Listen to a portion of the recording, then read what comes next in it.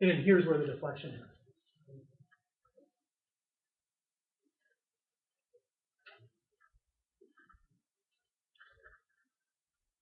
So the idea is that it's easier to sort of make our way through what's going on here if we think about it in these sort of abstract theoretical terms, right? And engage in the sort of parallel or philosophical back and forth. And you see this when you're doing outreach, when you start finding yourself in a conversation about what gives something moral status, right? And you're forgetting now about the issue of trying to determine what we're doing to these individuals.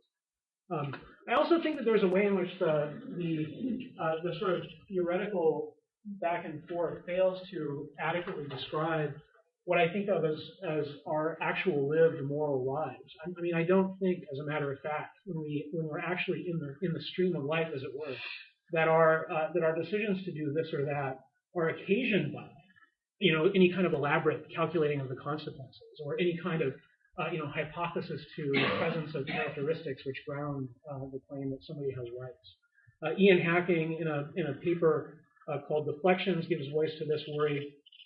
I'm sympathetic to it.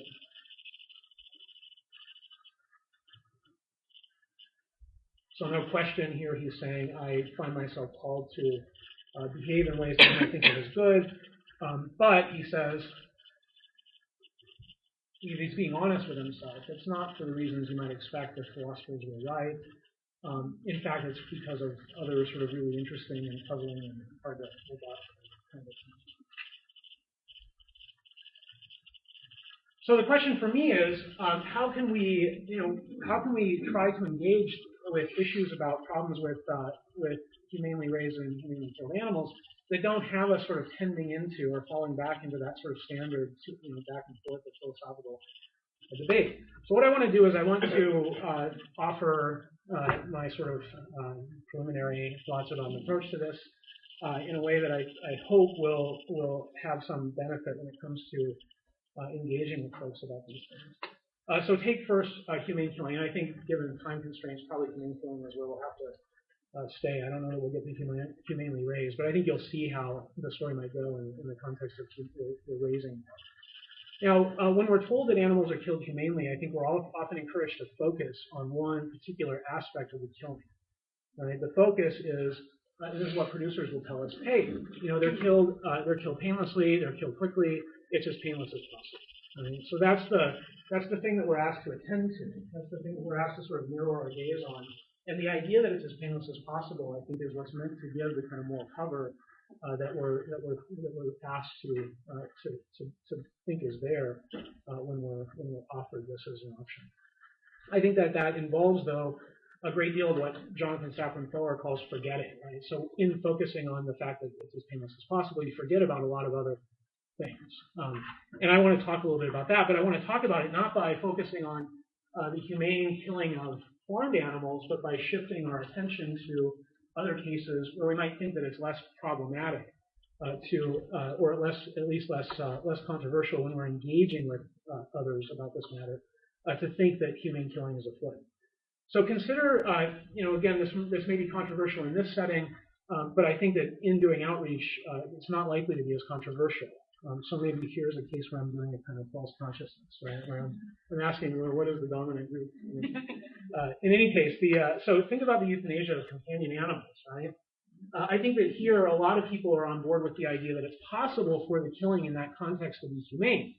But what I want to ask is, right, apart from the painlessness, of course that seems like a relevant consideration, but apart from the painlessness, what are some things that give rise to that response? Like what are we moved to call it humane in the face of? And I want to say first, probably pretty clearly, it's important that the animal be sick, right? That the animal have some kind of illness, presumably terminal, that the animal be suffering, right? If the animal's not suffering but you decide to kill it, that's going to be a little weird, right? If you decide to kill the animal, it's going to be weird. Often we're asked when we're thinking about the euthanasia of companion animals, we're asked to sort of size up whether it be in his or her interest. So the thing that the vet will ask is, are her good days outnumbered by her bad days, right? And if the answer is yes, then there might be some reason to think that that maybe this would be the best for them, right? That euthanasia would be the best for them. But taking that kind of thing into account, I think, is going to be important. And of course, crucially, when we do euthanize, it's important that we do it for their sake, that what we're doing is something on their behalf, right, to try to help them. As a way to sort of see that this is so, ask yourself, in this case, would the killing be humane? I mean, suppose that I have a cat, right? He's a real charmer, but I have plans to go off to Europe and I can't find a sitter. He's not sick, right? He's not sick. He's not suffering. His good days far outnumber his bad days, et cetera, et cetera. And so I decide to have him, right? I'm inclined to think, even if I do it as painlessly as possible, it's very hard to have the humane response, right? That I've done something humane is, I think, hard to make sense of. So now, if everybody's on board with that, return to the case of farmed animals, right? Hold fixed that the killing here is as painless as possible. It's not because they're sick, right? Remember, on these small farms, they're thriving. That's the narrative we're told, right? They're doing very well. They're happy. They're healthy. They're not suffering, right? Presumably, their good days vastly outnumber their bad days, right? Leaving aside, of course, that some practices on the small farms are no question troublesome. And crucially, I think, when we kill them or when we have them killed on these small farms, we're not doing it for their sake. So now, if these were things that were important to having that sort of humane response in the case of the euthanasia of companion animals, the fact that they're missing here seems to me to give us good reason to worry a little bit. I'm not sure quite how to think about the upshot of this, either to worry that it's not humane, right? Or if you wanted to retain the notion of humaneness and say that it is humane just in virtue of its being as painless as possible, I think the fact that we're not doing it for these reasons, or the fact that this stuff is not present, gives a serious reason to question whether or not you really can coherently take moral cover under the idea that it's humane, right? So whichever way you want to go, this either shows that it's not humane or shows that the claim to humaneness will give you moral cover. I'm happy.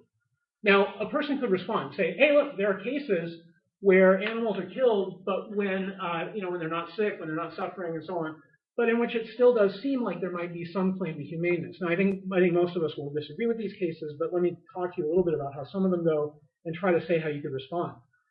So take the case of so-called, and the quotes really are delivered here, problem animals, right? So pit bulls or whatever who exhibit a threat of some kind. It's certainly true that they may be healthy, right, and so on, but nevertheless, they're euthanized. And if they're euthanized as painlessly as possible, often not the case, but if they are, somebody could think that that was humane.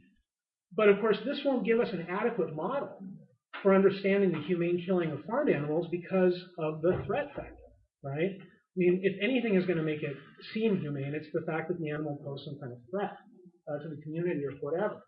But as a matter of fact, of course, no farmed animal poses a threat, right? The cow who's killed on the small farm doesn't pose a threat anymore. Another case is the case of shelters. Again, surely questions about whether this is okay, whether it's humane, but you could see how somebody could think of it as humane. And I think one thing you could say in response is to say that, even though these animals may be perfectly healthy, even though they're not suffering, right, even though we're not doing it for their sake, nevertheless, shelters, I visited the Animal Humane Society in Golden Valley here, they're doing everything they can to prevent this from happening, right? So they wind up pouring lots of money into education programs about spaying and neutering, right? They offer free spaying and neutering and so on. And this is a stark contrast between this case and the case of the industry, right? Because it's not true, as we all know, that the industry is doing everything they can to prevent the killing in question from happening. In fact, they won't kill them. So I'm inclined to think then that it's really hard to see, and in a way that I don't think depends on trotting out sort of traditional philosophical moral theories about animals. I think that there's a way to make the case by drawing on things that people already may be committed to. There's a way to make the case that there's at least some reason to worry about the humaneness of the killing of animals on these small farms. And I think you can see how the story would go in connection with the